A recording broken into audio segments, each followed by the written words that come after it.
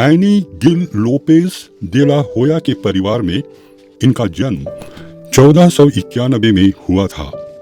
वह व्यक्ति लोयोला के इग्नेशियस के नाम से जाना जाता था। परिवार में 13 बच्चों में वह सबसे छोटा था।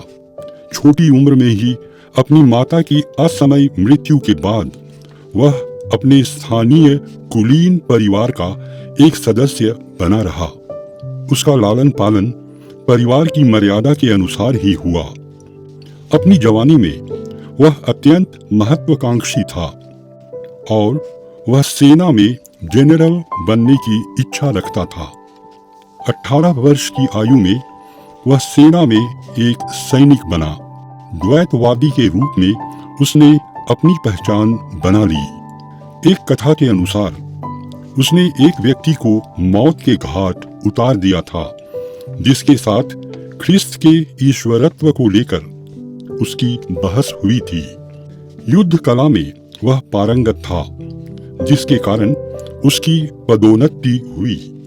1550 में जब वह अपने सैन्य दल का नेतृत्व कर रहा था, तोप का गोला लगने के कारण उसके पैर में गहरी चोट लगी।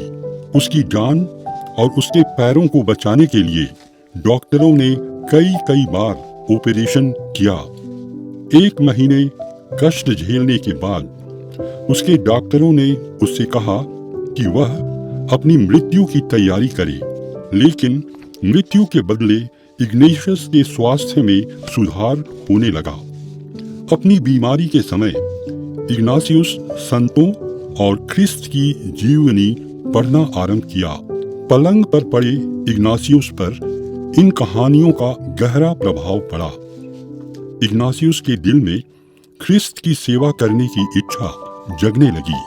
1522 में वह विशेष रूप से हृदय परिवर्तन के द्वारा गैर ईसाइयों को ख्रिस्त की भेड़शाला में लाने के लिए काम करना चाहता था।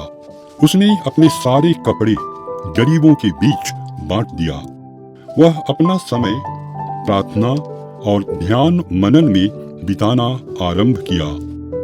होली लैंड की तीर्थ यात्रा से लौटने के बाद उसे इस बात का एहसास हुआ कि गैर ईसाइयों के हृदय परिवर्तन के लिए उसे संपूर्ण ज्ञान की जरूरत है।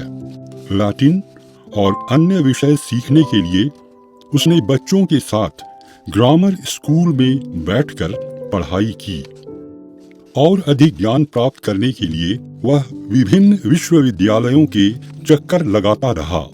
इग्नासियस दूसरों के साथ आध्यात्मिक विषयों पर लंबी बातचीत किया करता था। धर्माधिकरण ने इग्नासियस पर दोषारोपण किया कि वह ईश शास्त्र की औपचारिक पढ़ाई किए बिना लोगों को धर्म की बातों पर उपदेश दे रहा है। इसको लेकर धर्म गुरुओं द्वारा 3 बार उससे सवाल पूछे गए, परंतु उसका हृदय साफ था और हर बार वह निर्दोष पाया गया। इग्नासियस ने निर्णय लिया कि उसे ज्ञान के क्षेत्र में और गहरा उतरना है। 38 वर्ष की आयु में उसने पारिस के विश्वविद्यालय में दाखिला लिया। 44 वर्ष की आयु में उसने MA की डिग्री हासिल की। अपनी पढ़ाई के दौरान उसकी मुलाकात पीटर फावे और फ्रांसिस जेवियर से हुई। ये उसके अंतरंग मित्र बन गए और उसने उनके जीवन को आध्यात्मिक साधना की ओर मोड़ दिया। आध्यात्मिक साधना के बाद जल्द ही दूसरे भी इग्नासियस के अनुयायी बनने लगे। वह दल अपना परिचय मित्रों की टोली के नाम से देने लगा था।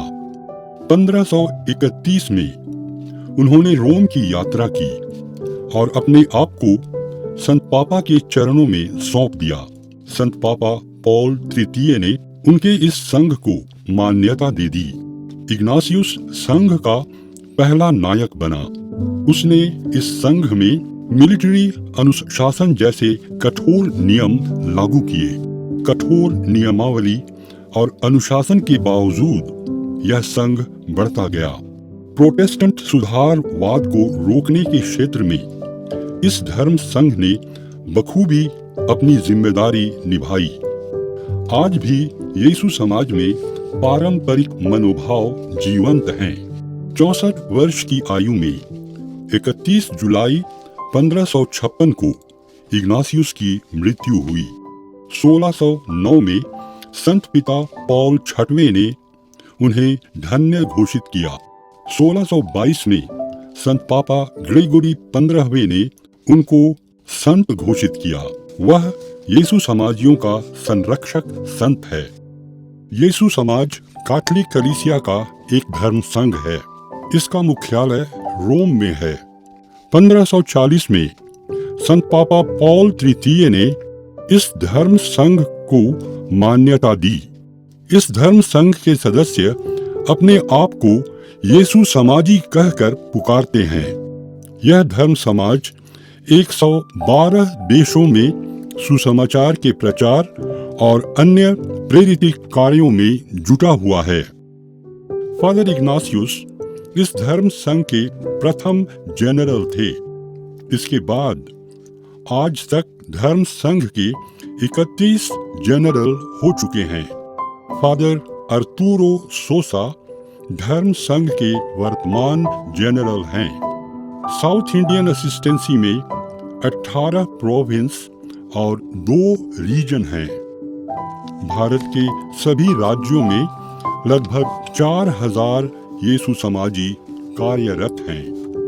रांची 4 प्रोविंसों में एक है जो झारखंड राज्य में कार्यरत है। रांची प्रोविंस के 5 बड़े समुदाय हैं।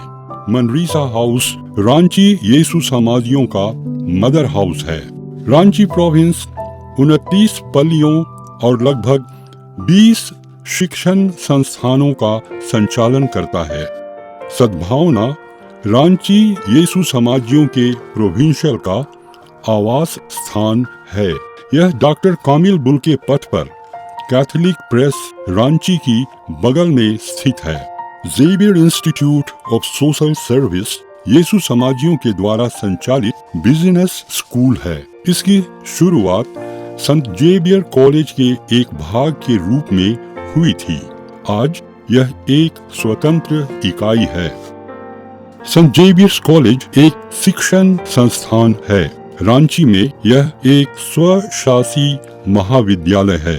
सेंट जॉन्स स्कूल रांची में अंग्रेजी और हिंदी दोनों माध्यमों में पढ़ाई होती है। सेंट जेवियर्स स्कूल डुरंडा यीशु समाजियों द्वारा संचालित एक अंग्रेजी मीडियम स्कूल है। किशोर नगर एक service provider of child skill development की संस्था है। Xavier institute of polytechnic and technology Bargawa Namkum में स्थित है। यह जेवियर समाज सेवा संस्थान का एक हिस्सा है। इनके अलावा और कई सामाजिक और सांस्कृतिक संस्थान हैं जो रांची के यीशु समाजियों द्वारा संचालित हैं।